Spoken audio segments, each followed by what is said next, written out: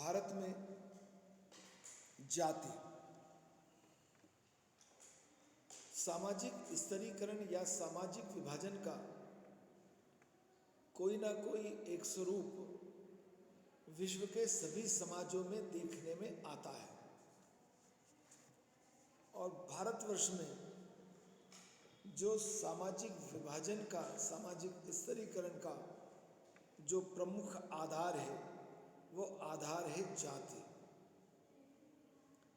जाति जन्म से निर्धारित होती है और उसमें जीवन काल में कोई परिवर्तन नहीं किया जा सकता। जाति के आधार पर ही आपको सामाजिक संस्तरण में ऊंची या निम्न नीची स्थिति प्राप्त होती है। जाति अंग्रेजी के कास्ट शब्द का हिंदी रूपांतर है और यह शब्द लैटिन भाषा के कास्टा से बना, जिसका अर्थ वंश, नस्ल, जन्म और विभेद से है। इस आधार पर यह स्पष्ट होता है कि विभिन्न समाजों में जहाँ भी कहीं जन्म के आधार पर, वंश के आधार पर, नस्ल या प्रजाति आधार पर कोई भेदभाव किया जाता है, जिसमें उच्चता और निम्नता की भावना होती है, उच्च और निम्न समूहों का निर्माण होता है, तो सामान्यतः उसे जाति के रूप में देखा जाता है। पर भारतवर्ष में जाति जन्म से निर्धारित होती है, तो भारतवर्ष में जाति में जन्म का बड़ा महत्वपूर्ण योगदान है। केतकर ने कहा, जाति एक ऐसा सामाजिक समूह है जिसकी सदस्यता उन्हीं लोगों को मिलती है जिन्होंने उसी समूह में जन्म लिया हो और जिसकी सदस्यों पर एक दृढ़ सामाजिक नियम के द्वारा अपने समूह से बाहर विवाह करने पर नियंत्रण लगा दिया जाता है। केतकर जाति में दो बातों को प्रमुखता देते हैं। पहली बात, जिसने उस समूह में जन्म लिया, और दूसरी बात, दूसरी विशेषता उसकी बताते हैं कि जाति के लोग अंतर्विवाही होते हैं। जाति बहिर्विवाह पर रोक लगाई जाती है। मजूमदार और मदन ने एक लाइन में इसकी व्याख्या की है, वह है जाति एक बंद वर्ग है। जाति में वर्ग की विशेषताएं पाई जाती हैं, ऊंच नीच की भावना पाई जाती है, वर्ग में भी पाई जाती है, पर वर्ग में आप अपनी सामाजिक स्थिति को, अपनी आर्थिक स्थिति को बदलकर ऊंचा या नीचा स्थान प्राप्त कर सकते हैं, जबकि जाति में स्थान परिवर्तन, स्तर परिवर्तन संभव नहीं है। तो इसलिए मजूमदार और मदन ने जाति को एक बंद वर्ग कहा है। चार्ल्स कुले ने कहा है, जब एक वर्ग पूर्णतः वंशानुक्रमण पर आधारित होता है तब हम उसे जाति कहते हैं। यह भी मजूमदार और मदन के विचार का समर्थन करते हैं। सेनाट के शब्दों में जाति का तात्पर्य उस व्यवस्था से है जिसमें कोई समाज स्वयं में पूर्ण अनेक पृथक इकाइयों में विभाजित होता है तथा इन सभी इकाइयों के पारस्परिक संबंध उच्चता और निम्नता के क्रम में धार्मिक आधार पर निर्धारित होते हैं। ये थोड़ी इसकी विस्तृत विशेषताओं की ये चर्चा करते हैं। उसमें पहला है कि कोई समाज स्वयं में पूर्ण अनेक पृथक इकाइयों में विभाजित होता है। तो ये जाति के आधार पर भारतीय समाज, भारतीय हिंदू समाज अनेक पृथक इकाइयों में विभाजित है। वो अगली बात करते हैं, पारस्परिक रूप से उनमें उच्चता और निम्नता का क्रम पाया जाता है और इस उच्चता और निम्नता के क्रम को धार्मिक मान्यता प्राप्त होती है। इतनी जो परिभाषाएं हमने देखी हैं उस आधार पर और अन्य समाजशास्त्रियों द्वारा जो परिभाषाएं और अपने विचार व्यक्त किए हैं उनके आधार पर जाति की कुछ विशेषताएं स्पष्ट होती हैं। एन के दत्ता ने जाति की 6 प्रमुख विशेषताओं का उल्लेख किया है। पहली विशेषता है, एक जाति के सदस्य अपनी जाति से बाहर विवाह नहीं कर सकते। हमने सबसे पहली परिभाषा केतकर की देखी थी। उस परिभाषा में उन्होंने इस बात को स्पष्ट किया था कि सामान्यतः जाति के लोग अपनी जाति के अंतर्गत ही विवाह करते हैं, और एन के दत्ता भी जाति की इस विशेषता को प्रमुखता प्रदान करते हैं। दूसरी बात वो कहते हैं, प्रत्येक जाति के सदस्यों द्वारा दूसरी जाति के सदस्यों के साथ खान पान के संबंध पर कुछ विशेष प्रकार के प्रतिबंध लगाए जाते हैं। प्रत्येक जाति दूसरी जाति के साथ उसके खान पान के संबंध कैसे होंगे, इसका निर्धारण भी जाति व्यवस्था द्वारा किया जाता है। उच्च जातियां निम्न जातियों के हाथ का बना हुआ भोजन नहीं करती। कई निम्न जातियां भी हैं जो उच्च जातियों के हाथ का बना हुआ भोजन नहीं करती। तो भोजन संबंधी कुछ प्रतिबंध पाए जाते हैं। तीसरी बात है, जातियों के व्यवसाय निश्चित होते हैं। अधिकांश जातियों के व्यवसाय निश्चित होते हैं और जाति के सदस्यों को अपने जाति के निर्धारित व्यवसायों को करना होता है, और इस व्यवसाय के क्रम में भी एक उच्चता और निम्नता का भाव पाया जाता है। पुरोहिताई का काम, ब्राह्मण का काम, ज्ञान देने का काम, धार्मिक गतिविधियों का काम सबसे ऊंचा माना जाता है। चर्मकार का काम सबसे नीचा माना जाता है। तो व्यवसाय भी निर्धारित है और व्यवसायों में भी उच्चता और निम्नता का एक क्रम पाया जाता है। अगली विशेषता है, सभी जातियों में ऊंच नीच का एक निश्चित संस्तरण होता है। जाति व्यवस्था में अनेक जातियां हैं और सभी जातियां दूसरी जाति की तुलना में ऊंचा या नीचा स्थान ग्रहण करती हैं। उनका स्थान निर्धारित होता है। ब्राह्मणों की स्थिति सबसे ऊंची होती है और शूद्र जातियों की स्थिति, अस्पृश्य जातियों की स्थिति सबसे निम्न होती है। अगला है, जाति का निर्धारण जन्म से होता है और केवल निर्धारण ही नहीं होता बल्कि जाति के सदस्य को अपनी जाति की मान्यताओं, प्रथाओं, परंपराओं, रूढ़ियों का पालन करना उसके लिए अनिवार्य होता है। और यदि किसी जाति का कोई सदस्य अपनी जाति की मान्यताओं का पालन नहीं करता तो जातियों में जाति पंचायत पाई जाती है और जाति पंचायत उसे अपनी जाति से बहिष्कृत कर देती है। अगला है, जाति जो व्यवस्था है वो प्रतिष्ठा की भावना पर, श्रेष्ठता की भावना पर आधारित है और ये विभाजन ही प्रतिष्ठा और श्रेष्ठता के आधार पर है, जिसमें सबसे ऊंचा स्थान ब्राह्मणों को प्राप्त है और सबसे नीचा स्थान शूद्रों को प्राप्त है। तो ये एन के दत्ता की विशेषताएं हैं जिन्होंने इन 6 प्रमुख विशेषताओं पर प्रमुख बल दिया। डॉक्टर घुरिये ने जाति व्यवस्था की संरचना और उसकी कुछ और विशेषताओं को स्पष्ट किया है। उसमें पहली विशेषता है, जाति समाज का खंडात्मक विभाजन है। वो कहते हैं कि जाति एक ऐसी व्यवस्था है जिसने संपूर्ण समाज को अनेक खंडों में विभाजित कर दिया है और ये खंड 2 प्रकार से देखने में आते हैं, बड़े खंड और छोटे खंड। ब्राह्मण, क्षत्रिय, वैश्य और शूद्र जातियां होती हैं। ये एक बड़ा वर्गीकरण है, बड़ा खंड है। और ब्राह्मण, क्षत्रिय, वैश्य और शूद्रों में भी अनेक खंड पाए जाते हैं।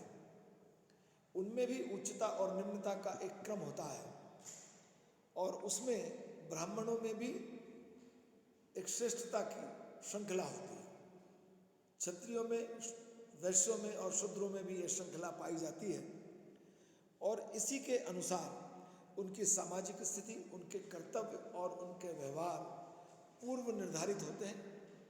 सबको इनका पालन करना होता है अपने खंड के व्यवहार के अनुसार, निर्धारित व्यवहार के अनुसार, और सामान्यतः इनमें किसी प्रकार के परिवर्तन की अनुमति नहीं होती। दूसरी बात वो कहते हैं, जाति एक ऊंच नीच की संस्तरणात्मक व्यवस्था है। जातियों में ऊंच नीच का एक संस्तरण पाया जाता है। जो खंड होते हैं वो सब एक दूसरे की तुलना में ऊंचे और नीचे होते हैं। उनका अपना एक स्तर होता है, और उसी स्तर के अनुसार उनको समाज में एक स्थिति प्राप्त होती है, जिसके अनुसार उनकी भूमिका भी निर्धारित होती है और उसके पालन करने की उनसे अपेक्षा की जाती है। ब्राह्मणों का स्थान संस्तरण में सबसे ऊंचा है। मनुस्मृति में मनु लिखते हैं, ब्राह्मण संपूर्ण सृष्टि के स्वामी हैं, क्योंकि उनका जन्म ब्रह्मा के सबसे पवित्र अंग मुख से हुआ है। जाति व्यवस्था के बारे में तो ये नहीं है, वर्ण व्यवस्था के बारे में है। भगवान श्री कृष्ण ने गीता में कहा कि मेरे मुख से ब्राह्मण, क्षत्रिय भुजाओं से, उदर से वैश्य और पैर से शूद्रों की उत्पत्ति हुई। और इसलिए चूंकि मुख सबसे पवित्र है, शरीर में दूसरा स्थान भुजाओं का है, तीसरा स्थान उदर का है और चौथा स्थान पैरों का है, तो इसी प्रकार से यही क्रम जो है वो जाति व्यवस्था में देखने में आता है, पाया जाता है। और इसी आधार पर जातीय संस्तरण होता है। जातियों में रक्त की पवित्रता की भावना होती है, और जातीय नियमों की जो संस्तरण है उसके अनुसार अवहेलना करने की कोई साहस सामान्यता नहीं कर पाता है। अगला है अनुवांशिक सदस्यता।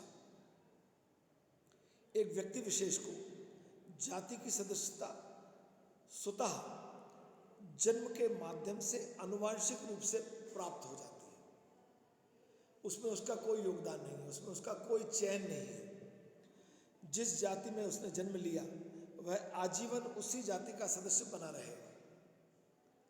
वह कितनी आर्थिक, राजनीतिक, व्यावसायिक अपनी स्थिति में परिवर्तन कर ले, परंतु जातिगत आधार पर उसका जो सामाजिक स्तर है उसमें कोई परिवर्तन नहीं होगा।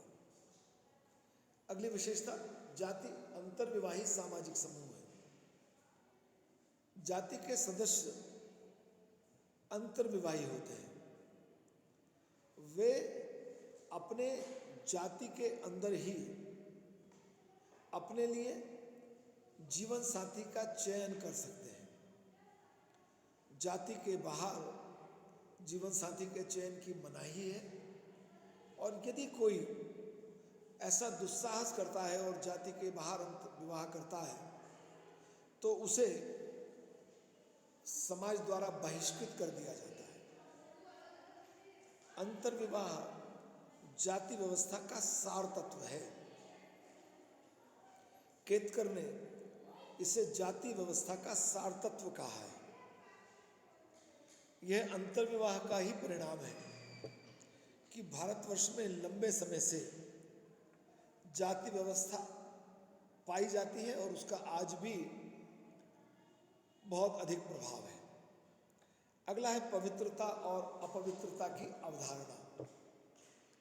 सेनाट और ड्यूमा ने पवित्रता और अपवित्रता की धारणा को जाति व्यवस्था के विभाजन के प्रमुख आधार के रूप में स्वीकार किया है। कुछ कार्यों कुछ व्यवसायों को पवित्र माना जाता है, कुछ कार्यों और कुछ व्यवसायों को पवित्र नहीं माना जाता, और जन्म से ही ये निर्धारित हो जाता है कि आपको अपने जीवन में कौन से कार्य और व्यवसाय करना है। तो जो पवित्र प्रकार के व्यवसाय करते हैं, मान्यता प्राप्त काम करते हैं, जैसे पुरोहिताई का काम है, समाज में ज्ञान के प्रसार का काम है, वह सबसे पवित्र माना जाता है। चर्मकार का काम सबसे निम्न माना जाता है।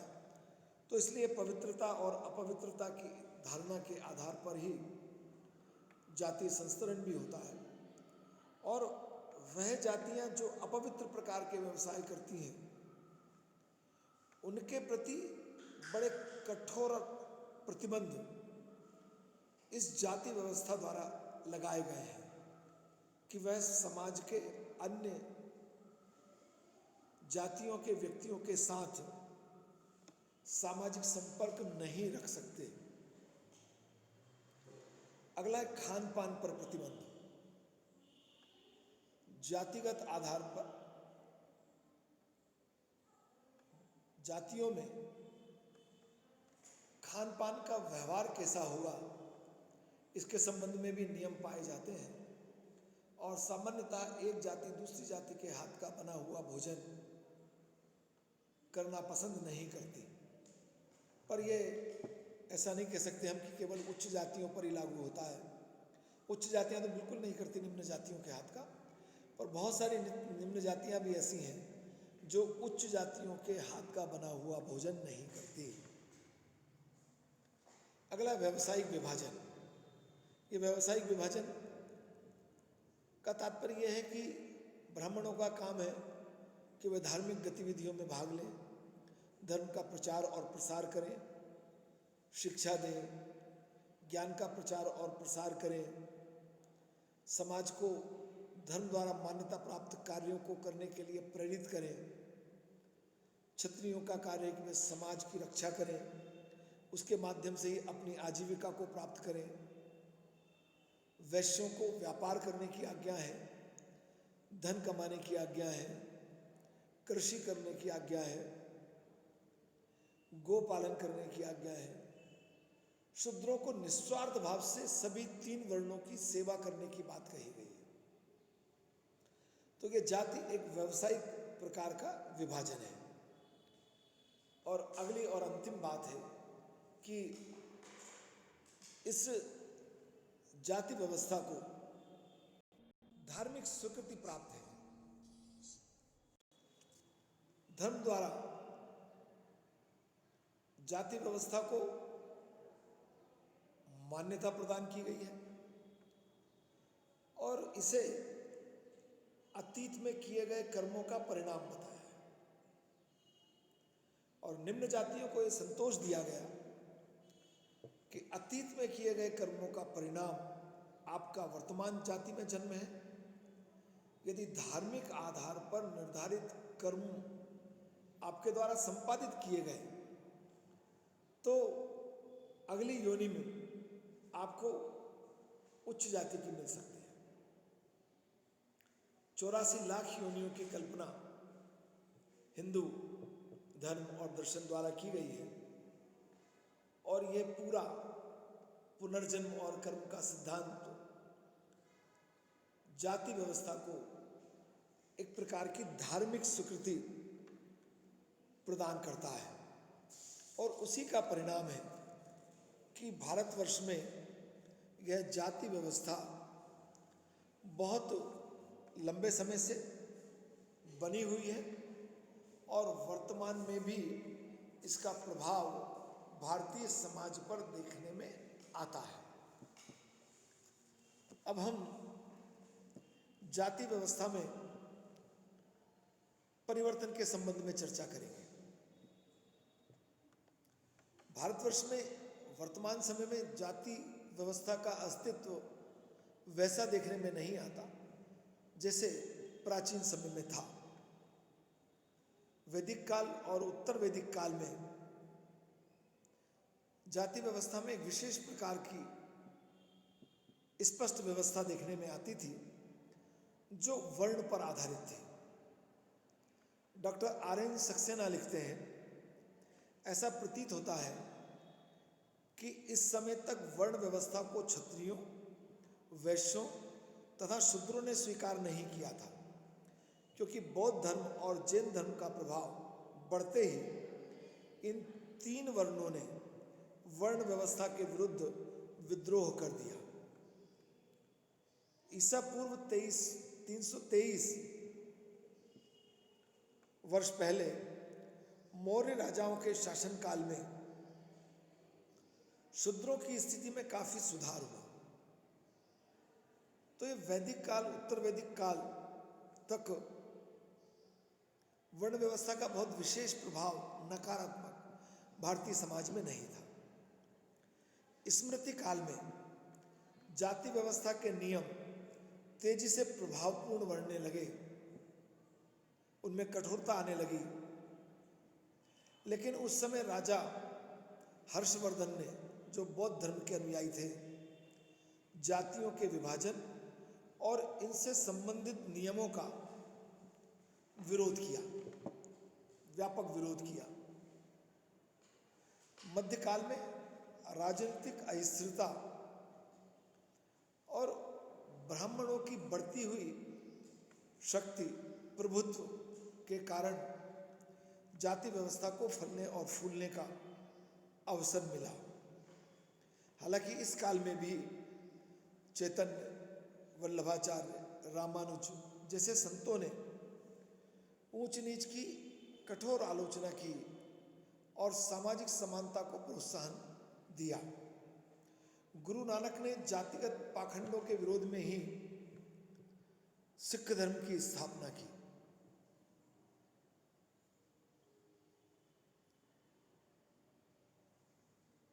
एक बार गुरु नानक गंगा स्नान कर रहे थे, तो उन्होंने सूर्य को अर्घ्य देते हुए एक हिंदू धर्म के अनुयायी को देखा। पूछा उन्होंने, ये क्या कर रहे हो?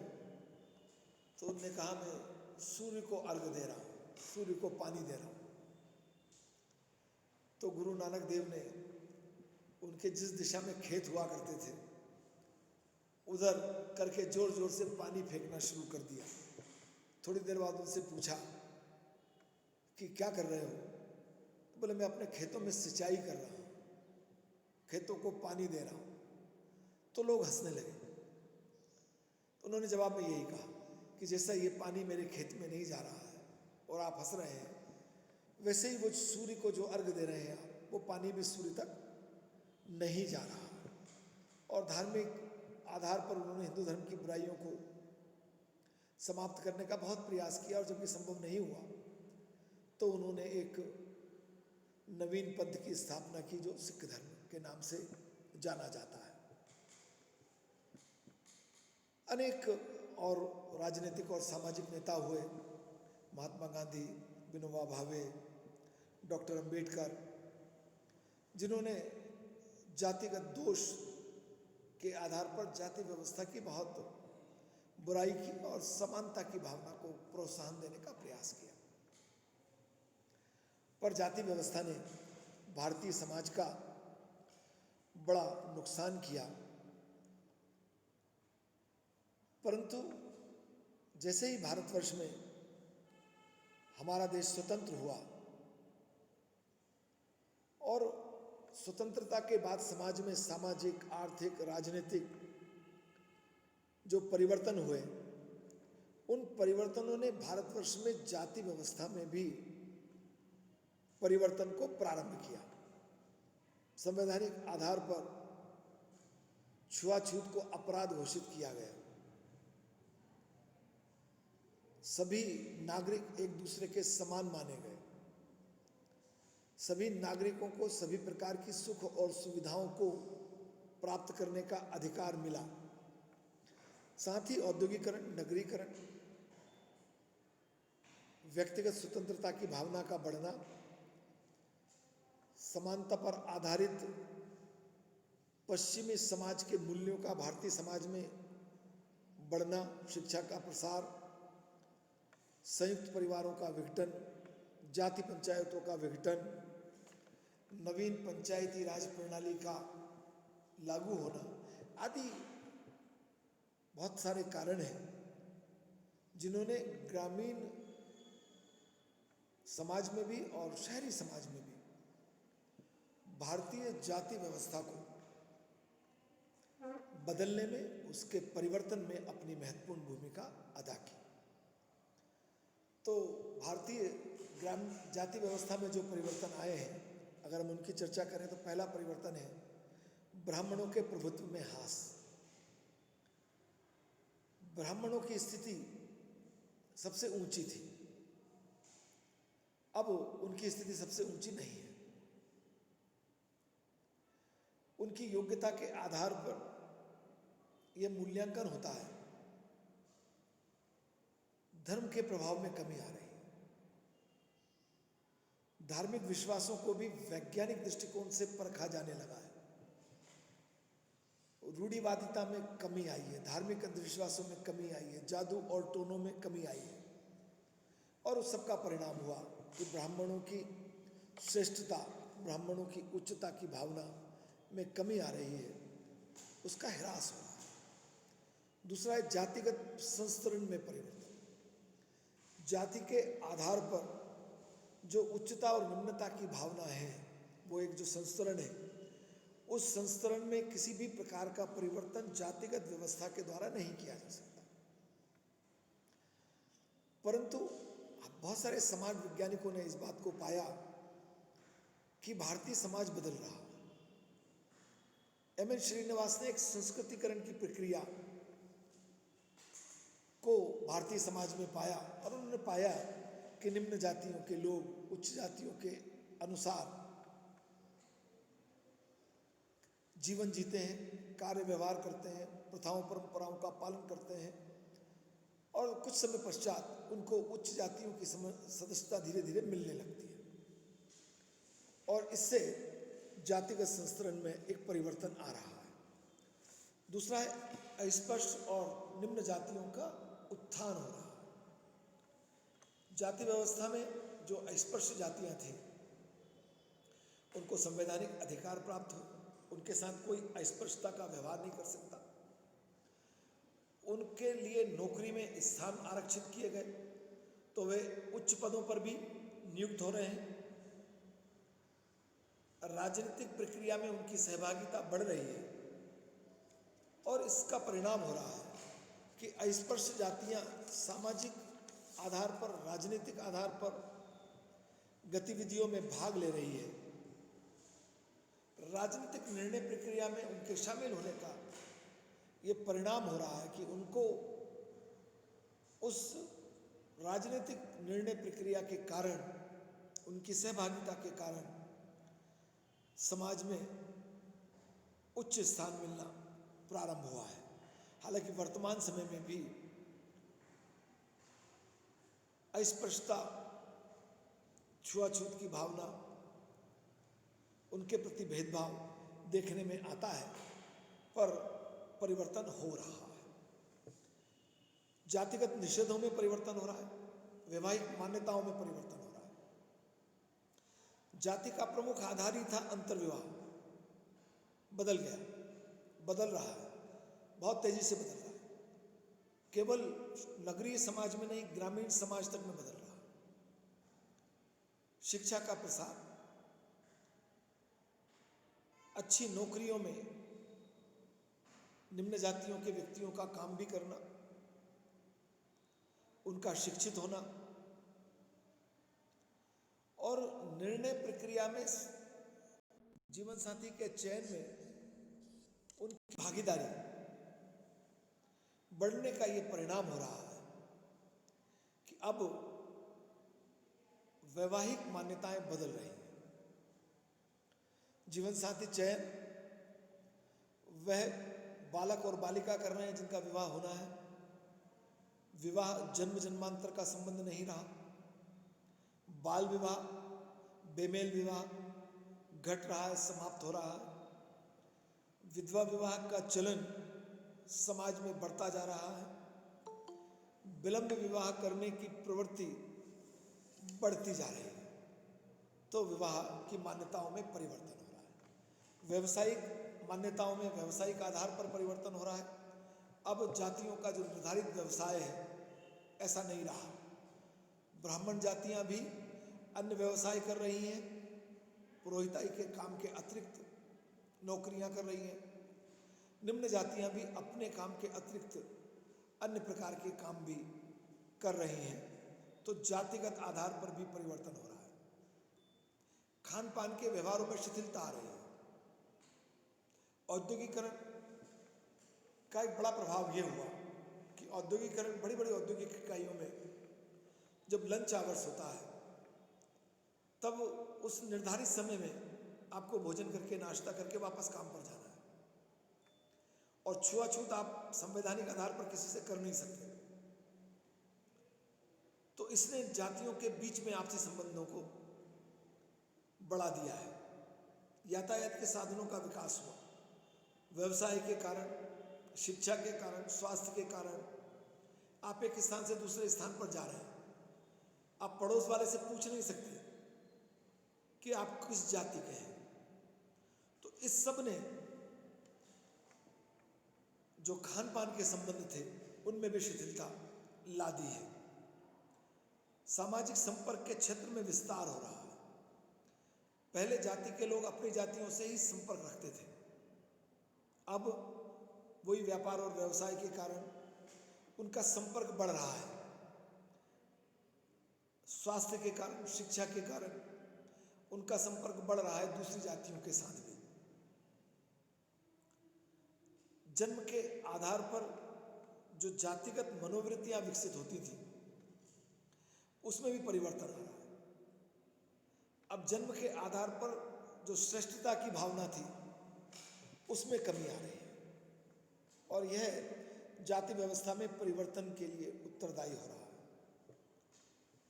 जाति व्यवस्था की प्रामाणिकता में अब अविश्वास हो रहा है। वो जो ब्राह्मण, क्षत्रिय, वैश्य और शूद्र ईश्वर के शरीर से उत्पन्न हुए और एक बहुत होशियार है और दूसरा जड़ है और उसे शिक्षा प्राप्त करने का अधिकार नहीं है, इस मान्यता में बदलाव आ रहा है। जातिगत संगठन के प्रभावों में कमी आ रही है। जाति पंचायतों का प्रभाव कम हो रहा है, और इन परिवर्तनों के जो कारण हैं उनमें लोकतांत्रिक और धर्मनिरपेक्ष समाज की स्थापना है। भारतीय लोकतंत्र ने सभी की समानता को मान्यता प्रदान की है। धर्म के आधार पर, जाति के आधार पर आप किसी प्रकार का भेदभाव नहीं कर सकते। औद्योगिकरण और नगरीकरण ने सामाजिक संपर्क बढ़ा दिया है। शिक्षा के प्रसार के परिणाम स्वरूप, शिक्षा का अधिकार सभी को मिलने के परिणाम स्वरूप निम्न जातियां भी उच्च स्तर की शिक्षा, तकनीकी शिक्षा, डॉक्टरी प्राप्त कर रही हैं और उच्च पदों पर काम कर रही हैं। नए सामाजिक अधिनियमों का निर्माण हुआ है। सामाजिक अधिनियमों में इस बात को निर्धारित किया गया है, इस बात को मान्यता दी गई है कि विभिन्न जातियों के लोग एक दूसरे के साथ विवाह कर सकते हैं, अंतर्विवाह हो सकते हैं। अनुलोम और प्रतिलोम विवाह के जो नियम हैं वो खत्म कर दिए गए। विधवा विवाहों को सामाजिक स्वीकृति प्रदान कर दी गई। अस्पृश्यों से छुआछूत को अपराध घोषित कर दिया गया। इससे भी जाति प्रथा का विघटन हुआ।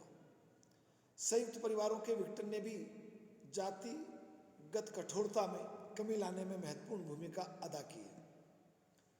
सभी समाज की महिलाओं में जागरूकता बढ़ी है, और इस जागरूकता बढ़ने का परिणाम यह हुआ कि उनके द्वारा भी सामाजिक समानता की भावना को स्वीकार किया गया और किसी भी प्रकार के भेदभाव का वे विरोध करते हैं। भारतवर्ष में अनेक प्रकार के सुधार आंदोलन लागू हुए।